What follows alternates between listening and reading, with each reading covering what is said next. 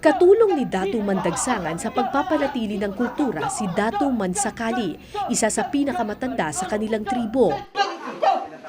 Si Datu Mansakali ang tulay ng tribo sa mga espiritu ng kalikasan.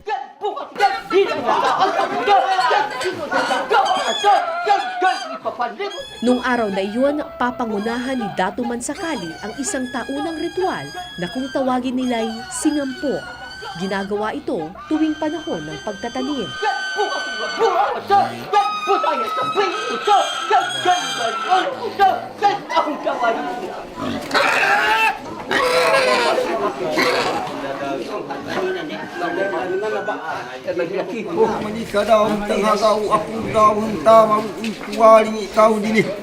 Baru sa kaumawa ko imo nahanggung sa babuyay bakaladuad di kuway matunan sa Para saan yung singampo?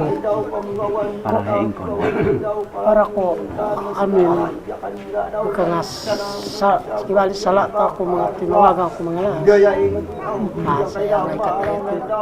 Ganun kayo palit awali kibali yan ay singampo pagluhod. Nakakabit sa kalikasan ang kultura ng mga Banwaon. Paniwala nila, kapag hindi maganda ang pagtrato ng tao sa kalikasan, hindi rin sila bibiyayaan nito. Ayon kay Datu Mansakali, nitong mga nakaraang taon, malaki ang kasalanan ng tao sa kalikasan. Kaliwat kanan daw ang pagputol ng mga puno at hindi raw masaya ang mga engkanto. Ngayon, tinarabaho gabi mahapon. Og hangyo kayo mga engkanto, namulaho kayo, wahadi ki magarebeno sakit kay kahinang tadaligusyo. So kayo iman taon-taon dati mayang pamulak kayo. Sino po ba nagmamay-ari ng kahoy? Bawal din ta kani kay makaga. Bawal sabihin kung sino nagmamay-ari ng kahoy. Pero hindi tao ang nagmamay-ari ng kahoy.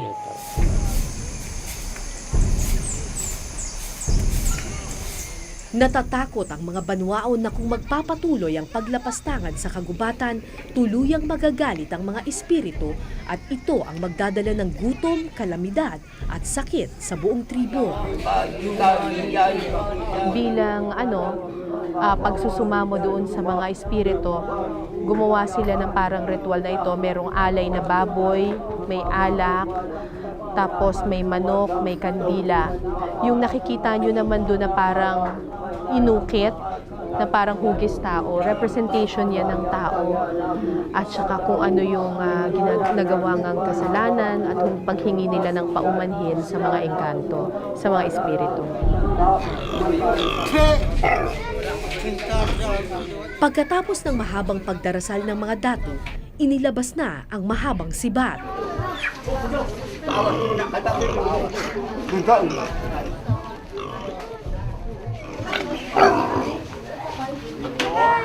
At sinimulan na ang pag-aalay ng buhay at dugo.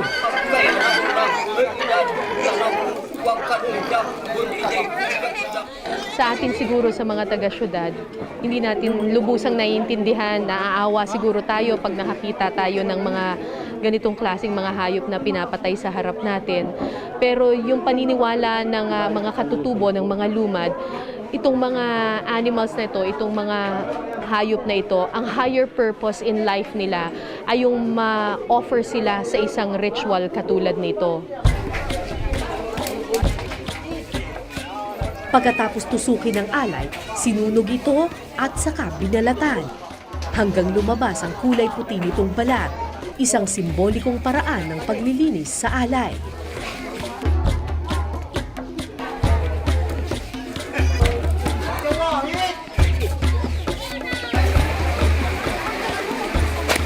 Nang matapos, binuksan na ang hayop at inilabas ang bituka at lamang loob nito.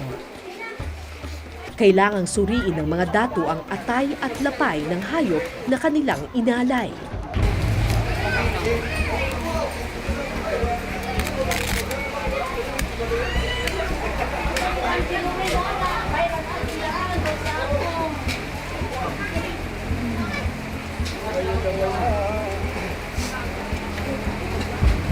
Dito malalaman ang sagot ng espiritu sa kapalaran ng kanilang tribo.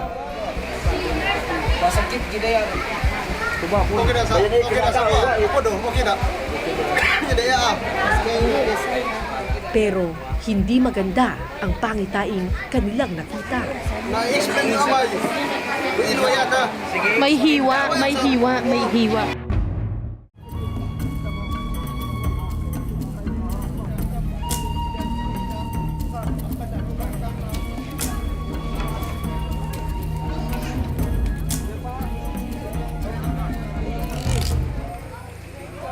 Sa unang tingin, tila pangkaraniwang lamang loob lamang ang nasa aming harapan.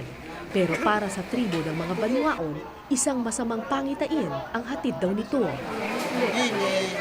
Kakaiba raw ang itsura ng atay at lapay ng baboy na inalay sa singampong. Bakit ano ba yung normal na itsura nito? Wala yung ganito. Wala yung gano'n. Ah, ito, sobra. Tsaka may hiwa dito. Ang kakaibang hiwa raw sa lapay ay pahiwatig na may banta sa kanilang tribo. Ano bang nangyari? Ito ang sign niya. Sign lang niya. Sign. Ibig sabihin may threat sa inyo. Na posible pag hindi kami maging matatag sa tradisyon namin at kultura namin, posible mawala. Kailangan palatandaan niya na maging matatag, magkaisa yung tribo para di mawala yung kultura at saka tradisyon. May mga ibang culture na dumating galing sa labas na posibleng siya na maghahari dito pag hindi kami talaga magkaisa. Kaya askan din na Si Wilfredo ang panganay na anak ni Datu Mandagsangan.